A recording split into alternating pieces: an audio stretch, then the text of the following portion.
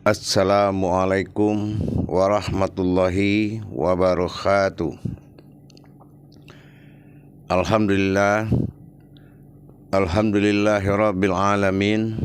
Assalatu wassalamu ala asrafil anbiya'i wal mursalin sayyidina wa maulana Muhammadin. Ashhadu an la ilaha illallah wa ashhadu anna Muhammadar Rasulullah. Allahumma sholli ala sayyidina Muhammadun musahabihil wal ikram ya wal jalil wal ikram. Alhamdulillah bertemu lagi para jemaah, para hadirin yang dirahmati Allah. Dengan saya Guru Mursid Syekh Nur Muhammad Buya Irwan Maulana Al-Khalidi dalam channel Buya Pasaman Timur dalam makom Majelis Zikir Ma'rifatullah. Alhamdulillah tidak akan pernah kita berhenti memperdalam ilmu demi meningkatkan iman dan takwa kita kepada Allah. Karena sesungguhnya dengan adanya kenaikan ilmu yang berderajat, maka derajat daripada diri kita sudah tentu pasti terbawa. Dikhawatirkan lebih tinggi derajat yang diamalkan daripada yang mengamalkan. Nah, disinilah gunanya kita meningkatkan ketakwaan. Takwa yang dimaksud di sini adalah wattaqallah wa ilmukumullah. Tawakal itu hanya dengan ilmu. Tanpa ilmu kita tidak bisa dikatakan tawakal. Wattaqallah wa ilmukumullah. Tawakal itu adalah suatu ilmu menuju ilmu yang besar. Kalau rajin itu taat namanya, bukan takwa. Jadi para jemaah, para hadirin, pada tayangan ini saya akan berbagi ilmu pengetahuan, yaitu mengenai suatu gendala di mana sama seperti kita tergendala sholat tidak bertemu Allah. Begitu juga kita berzikir tapi tidak pernah sampai ke tujuan zikir itu. Hanya mendapatkan hiburan dari lahut-lahut. Terasa merinding, terasa melihat cahaya dan melihat warna-warni dan segala getaran-getaran. Bahkan dibawanya kita kemana-mana. Kenapa begitu? Karena kebaikan itu juga punya ujian. Di jalan Allah dalam kebaikan pun diuji. Dari tujuan awal daripada zikrullahnya. Apa tujuan kita? Apa makom zikir? Nah, di sinilah masalah tafakur ini selalu jadi masalah. Kadang-kadang karena capek jadi jumlah. Udah diselesaikan dengan jumlah udah 100 udah. Nah, ini kurangnya pengetahuan kita soal tafakur, tafarakullah, wa tafaraku. Bagaimana kita mendapatkan rahasia mengamalkan sebuah amalan atau zikir. Kita harus lihat dulu dari judulnya, yaitu tafakur. Dia banyak itu para hadirin. Ada dinamakan tafakur. Nah, ada dinamakan tadzakur. Ada juga dinamakan takharu. Nah, ini sama, bentuk perilakunya sama, tapi dalam ma'rifat ini suatu perbedaan yang sangat jauh. Ya. Nah, apalagi kita sudah bersifat tasbih. Untuk berangkat dari tasbih menuju zikir itu butuh perubahan metode yang sangat tinggi, perubahan kodrat yang sangat tinggi. Biasa kita pakai tasbih, nah tiba-tiba tafakur kita tidak pakai tasbih, apalagi tazakur, apalagi takharuk. Ini metode cara pendekatan dengan kerohanian dengan Allah.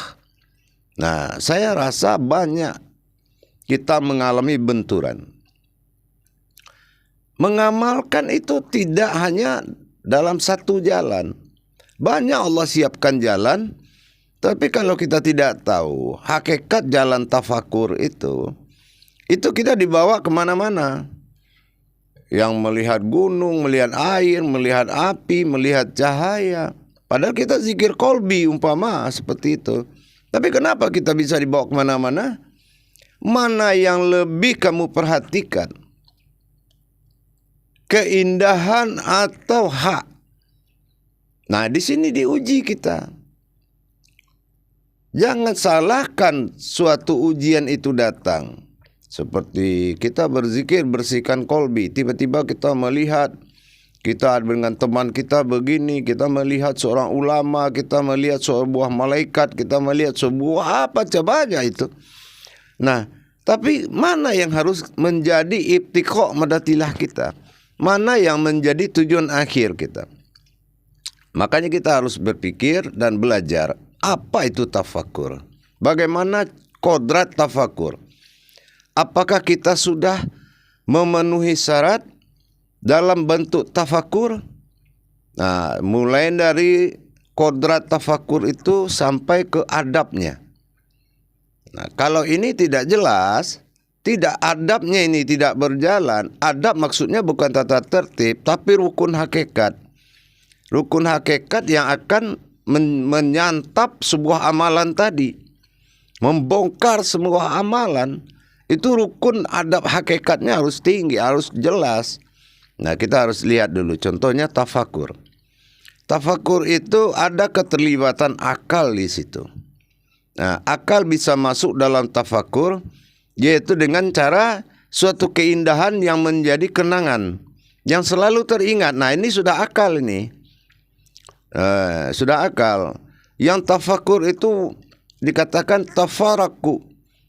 Tafaraku itu ibadah. Ya, tafakur. Fa itu batin. Nah, kaf itu sempurna, ro itu banyak. Perbuatan artinya. Jadi bagaimana kita beribadah batin dengan sempurna. Berbuat, melakukan dengan sempurna. Nah, tafaraku. Apa ibadah batin? Apa yang dikatakan batin? Berarti yang beribadah ini siapa? Wujud siapa yang dikatakan beribadah? Di sini sudah jelas bahwasan tadi ada tafaraku. To itu ibadah, fa itu batin. Nah, ro itu perbuatan. Ko itu sempurna. Jadi sempurnakan kodrat batin yang akan beribadah itu dulu. Begitu ya. Sempurnakan akad kodrat batin yang akan beribadah. Nah, terus ada munajat yang menghilangkan keakuan kita dulu. Itu nggak boleh langsung begitu aja mentang-mentang kita tahu makrifatnya, tapi kita tidak memisahkan dulu mana yang ditetapkan, mana yang harus batil dibuang. Nah, kita harus menetapkan dulu, yaitu kodrat yang akan mengamalkan tadi. Nah, ini yang membuat tafakur tadi. Ya, kalau memang kodrat itu hadir, maka kodrat yang diamalkan itu akan tunduk. Itu yang tafakur. Kita tunduk kepada Allah, Dia tunduk kepada kita. Amalan tunduk kepada kita, kita tunduk kepada Allah. Kenapa tunduk kepada Allah? Kenapa tunduk kepada amalan? Karena kodrat tadi ta, fa, ra. Jadi menghadirkan ibadah batin, beribadah batin kita dan berbuat batin kita. Itu yang dikatakan tafakur.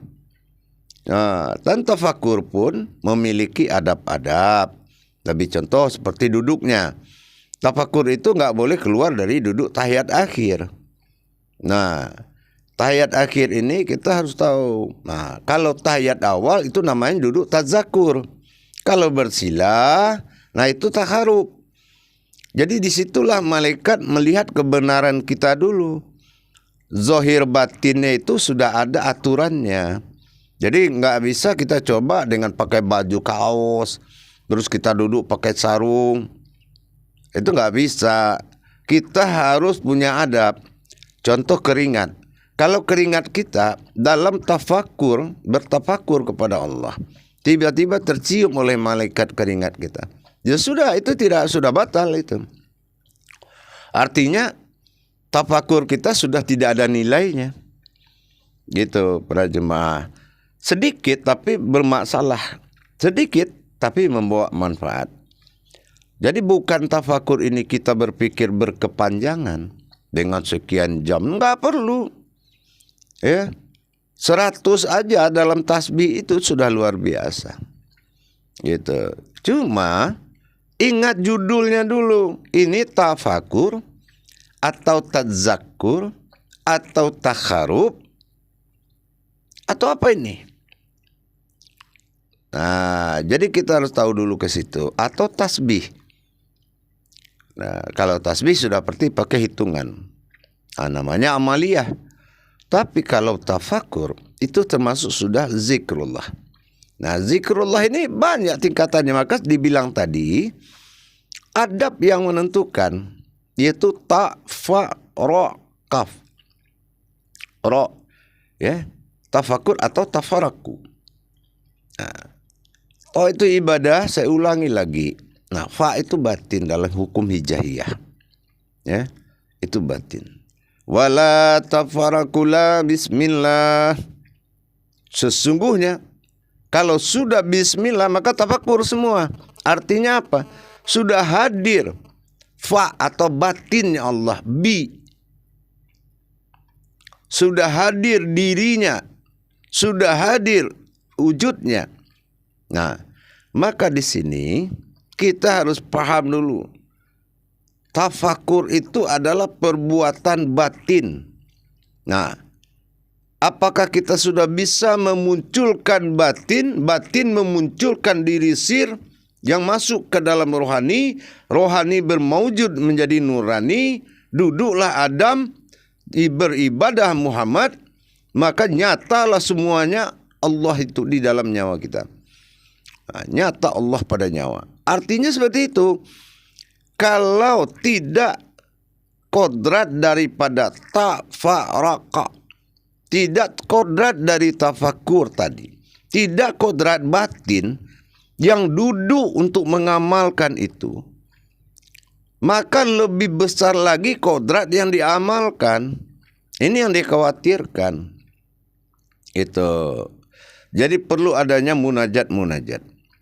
Munajat itu seperti munajat diri ya. Nah, menetapkan maksud dan tujuan dengan ilahi anta maksudi waradika malubi. Di situ baru kita lepaskan kemanusiaan kita. Ya, dengan bermunajat kodrat kepada Allah. Nah, sambil mata kita melihat proses kenaikan dan perubahan batin tadi. Begitu batin itu sudah terbuka, melahirkan, akan keluar diri sir itu yang akan maujud kepada rohani dan nurani tadi. Dengan kita bermunajat terlebih dahulu, kita bersalam kepada sekalian umat, sekalian para ibadi solihin, seperti ilahi anta maksudi waradika matlubi, kita arahkan kepada Allah. Assalamualaikum ayuhan nabi warahmatullahi wabarakatuh. Arahkan pada rohanimu. Assalamualaikum ya Rahman ya Rahim. Arahkan kepada jasad dan rohanimu. Assalamualaikum ya Malikatul Habibillah wal Mukharabin. Ingat 8 malaikat yang ada di batang tulangmu. Assalamualaikum wa alaihi solihin. Ingat kepada hamba Allah yang para soleh-soleh kepada Allah. Itu harus kita hormati. Yang soleh yang dimaksud siapa? Orang yang ibadahnya benar. Mungkin dia tidak wali, tapi ibadahnya benar. Itu dianggap soleh. Tidak harus wali yang soleh. Wali itu alim, bukan soleh. Nah, jadi setelah itu kita lepaskan kodrat diri kita. Kita melihat kepada 7 sifat Allah dalam diri yang menjadi batang tubuh batin. Batang tubuh sifat. Kodrat Allah, kodrat aku, kodrat Allah sendirinya. Iradat Allah, iradat aku, iradat Allah sendirinya. Lihat kepada rohani. Ilmu Allah, ilmu aku, ilmu Allah sendirinya. Lihat pada jasad kita. Hayat Allah, hayat aku, hayat Allah sendirinya. Lihat kepada hidupnya kita, bahwa itu adalah hayatnya Allah. Tidak ada hayat kita lagi. Kalam Allah, kalam aku, kalam Allah sendirinya. Lihat apa yang akan kita ucapkan, mulai kalam sampai kauniyah ke dalam batin, itu sudah Allah yang bicara. Basar Allah, basar aku, basar Allah sendiri. Penglihatan sudah penglihatan Allah. Sama Allah, sama aku, sama Allah sendirinya. Pendengaran pun pendengaran Allah. Sirna sifatku, nyatalah sifatmu ya Allah. Sifat kekal dalam diriku. Jadi setelah kita la ilaha illallah, la alam de kolbi kita, ilaha angkat ke atas salam nyata, ilah lihat kolbi, Allah buka matamu, lepas kamu dari situ. Itu namanya tafakur. Memang kodratnya yang bisa mentafakurkan kalamnya. Mau zikir apa saja, sebelum jelas ba alif sin maujud dalam Rahman dan Rahim, dirikan bismillah dulu.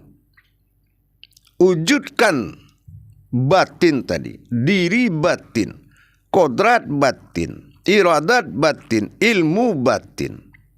Semua menjadi batin Allah. Itulah nyawa sebagai khadrah batinnya Allah. Rohani insan adalah rohaninya Muhammad sallallahu alaihi wasallam. Nah, sementara jasad adalah nuraninya Allah. Nur Muhammad, pemberian hibah. Jadi para jemaah sekalian, itu kita lakukan dalam masa kesadaran kediaan Allah pada diri yang sangat tinggi. Menghadirkan ainul basirah, mata batin menuju batin daripada ayat, itu adalah jalan yang paling tepat. Menghadirkan mata batin kepada ayat yang batin yang ada di dalam ayat yang akan jadi amalan tadi. Itu adalah jalan yang paling tepat. Jadi jangan kita samakan pengetahuan kita ma'rifat bagus, tapi ibadah kita masih tingkat nilainya amaliyah. Ini yang membuat tidak pernah sampai. Kenapa kita melakukan tidak dengan pasangannya? Kalau memang yang akan dizikirkan ini adalah kodrat daripada sebuah batin, maka kita harus menghadirkan batinnya Allah.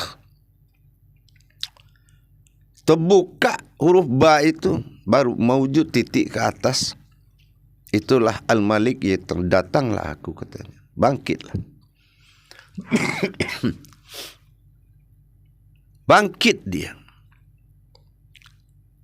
Setelah alif itu lahir, baru pecah nur itu di keningmu. Baru mewujud sebatang nur itu. Penuh. Semata-mata nur itu yang terlihat. Itu yang kasiyah, yang alif nyata sifat bagi Allah. Bertajali batin yang menuju alam diri kita. 4 an-nazir tadi. Melalui kulit daging, urat dan tulang. Atau dikatakan diwadi mani-manikan. Dan dia lahir sebagai rahimnya Allah, tempat bermakomnya Allah. Disitulah terjadilah suatu kehidupan. Yaitu kehidupan batin, kehidupan rohani dan kehidupan nurani. Nurani pegangannya adalah jasad. Rohani pegang adalah insan. Sementara batin pegangannya adalah nyawa. Kalau sudah duduk kodrat Muhammad dengan adab bernyawakan Allah, apapun yang diamalkan pasti ada. Pasti dapat. Tapi situlah kesempatan kita menghilangkan keakuan kita kepada Allah. Bahwasanya tiadalah aku melainkan Engkau. Hadirkan semua munajat-munajat. La mawjudun illallah, la ilaha illallah, la hawla wa la quwata illa billah, wa la tafaraqu, la bismillah, barulah dihadirkan. Lepaskan pegangan hidupmu di situ menuju kehidupan Allah. Hanya hayat Allah semata. Makanya setiap habis sholat selalu diamalkan kodrat yang 7 tadi. Akhirnya terbiasa batin kita mengakui kodrat ini bukan kodrat kita. Kodrat Allah, kodratnya aku, kodratnya Allah semata, sendirinya. Iradat Allah, iradat aku, iradat Allah sendirinya. Ilmu Allah, ilmu aku, ilmu Allah sendiri. Sampai ke 7. Kalau sudah biasa, mau tidur, selesai sholat, mau naik sajadah, akhirnya penguasaan nafsu diri kita terhadap diri kita, akal diri kita terhadap diri kita sudah ada batasannya. Bahwa kita sudah sering menyatakan kepemilikan Allah terhadap diri kita. Insya Allah para jemaah, tidak akan henti-hentinya kita bermujahadah, berjuang untuk mendapatkan al-haqqullah. Benar-benar kita mendapatkan kebenaran Allah di dalam diri kita. Lakukanlah cara-cara metode zikir itu. Jangan lihat amalan, tapi lihatlah yang mengamalkan amalan tersebut. Jangan lebih besar sebuah amalan kodratnya daripada yang mengamalkan. Kalau itu amalan itu menuntut kepada hal yang batin, maka kita harus mempersiapkan diri yang batin bagi Allah. Proses bismillah itu akan lebih kuat dan lebih nyata di dalam menentukan keputusan yang akan kita amalkan. Biasakanlah para jemaah dalam kehidupanmu sehari-hari, pengakuan itu selalu diucapkan, lahir dan batin. Yaitu berdirinya asma Allah itu karena adanya sifat husnanya. Tinggikan kepemilikan Allah pada dirimu. Rabbin nas. Bagaimana kita Allah suruh katakanlah Rabbin nas. Bahwasanya kita dikuasai oleh Allah. Rabbi. Al-Rabb. Jadi dengan kita meningkatkan ilmu ibadah kita. Tahu kita ini jenjang-jenjang tafakur. Maka kita harus siapkan alam tafakur. Berbeda dengan tadzakur. Kalau tafakur masih bisa kita terjemahkan dengan akal setelah kita selesai. Tapi kalau tadzakur itu tidak bisa diterjemahkan karena itu suatu kewajiban harus jadi. Sasarannya jelas. Pengantaran diri batin menjadi diri jasad seperti batin itu tingkatnya sudah tinggi. Kalau dalam tafakur masih kita mengatakan dalam jasmani ada nurani, dalam nurani ada rohani. Tapi kalau tadzakur kemustahilannya sangat tinggi. Dikatakan di sidang Jumat rahimakumullah, kita ini adalah sebuah rahim tempat bermakamnya Allah. Yang nyata akan jadi batin. Yang batin akan jadi nyata. Rahman jadi Adam, Rahim jadi Muhammad. Tingkatnya sudah tinggi, isminya sudah tinggi. Diri sir, diri batin, diri sir, diri yang hak. Semakin halus rautannya semakin tinggi. Ini seperti ibadahnya juga semakin tinggi, nilainya juga semakin tinggi. Ya semuanya kan nilai. Gitu. Semua itu nilai, bukan kehebatan. Nilai dan kemuliaan ibadah kita di mata Allah, itu yang penting. Untuk apa di mata orang rajin ke masjid, tapi di mata Allah nggak ada harganya. Allah bukan memuji orang yang sekedar bisa. Orang yang memuji Allah berhasil dalam hamdallahnya, maka sifat menguasai itu akan tinggi. Tuhan sekalian alam itu akan berkuasa sebagai khalifatullah. Bukan sekedar dipuji, sama kayak zikir. Tadzakur begitu. Tadzakur kita tidak berdaya. Kita hanya menatap, mengantarkan ke satu tempat.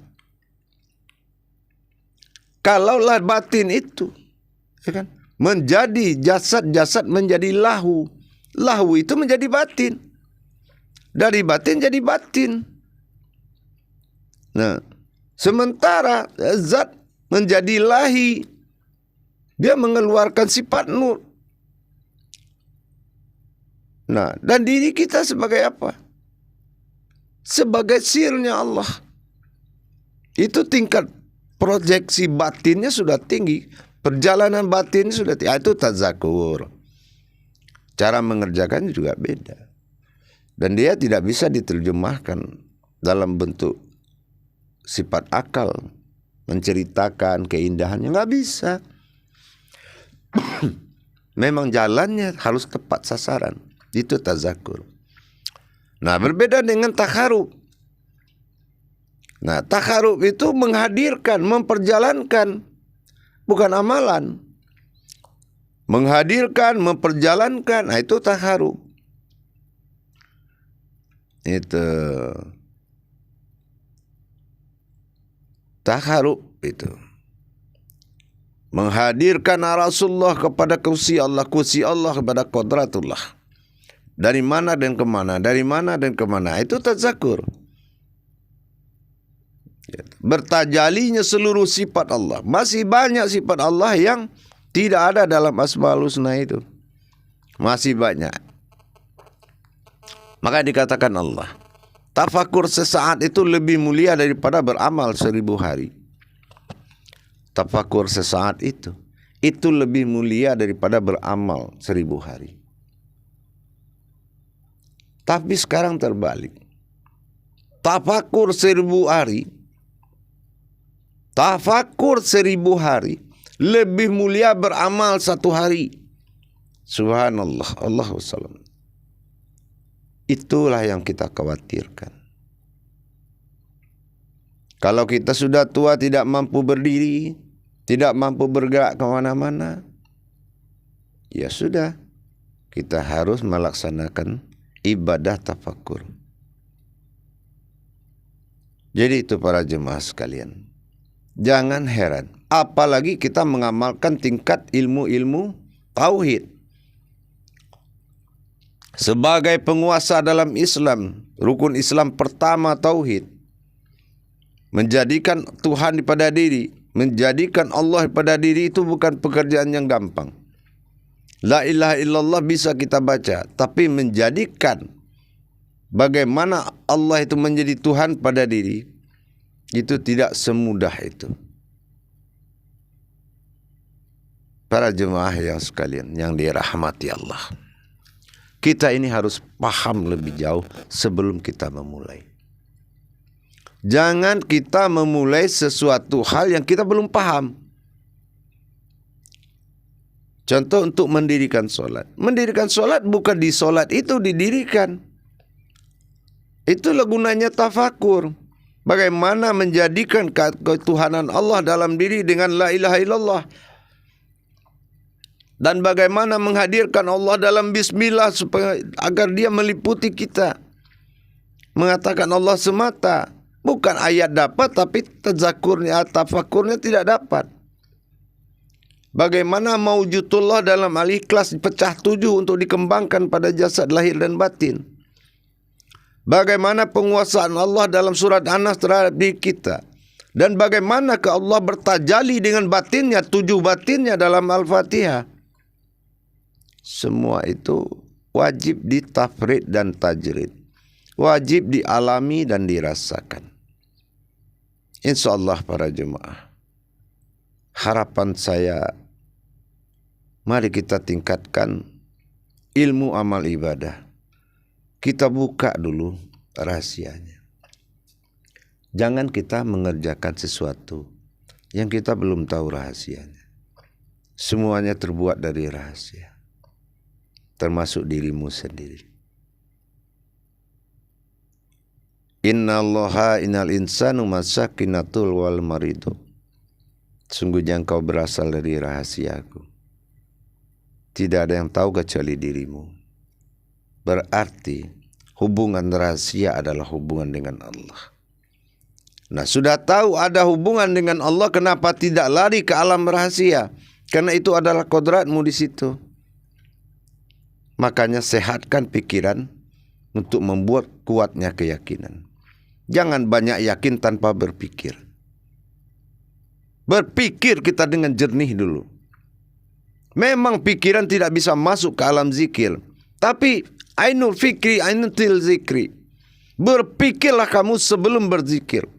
Jangan berpikir di dalam berzikir atau setelah baru sudah baru berpikir. Baik para jemaah, insyaallah di lain waktu kita akan sambung lagi cara-cara beribadah, kiat-kiat bertuhan kepada Allah. Cara beribadah dan kiat-kiat bertuhan kepada Allah. Saya akan buka selagi Allah izin. Insyaallah demi meningkatkan iman dan takwa kita. Tidak ada orang yang melarang kita meningkatkan iman dan takwa kita. Itu adalah suruhan Allah. Islam adalah agama diri. Jadi nikmatilah. Maka dijanjikan dunia hasanah wa fil akhirati hasanah. Kalau selesai rohanimu itu dengan Allah, tidak bersengketa lagi rohanimu dengan Allah, kamu bisa menikmati dunia ini melebihi akhirat. Insyaallah. Akhirul kalam. Wabillahi taufiq wal hidayah. Wassalamualaikum warahmatullahi wabarakatuh.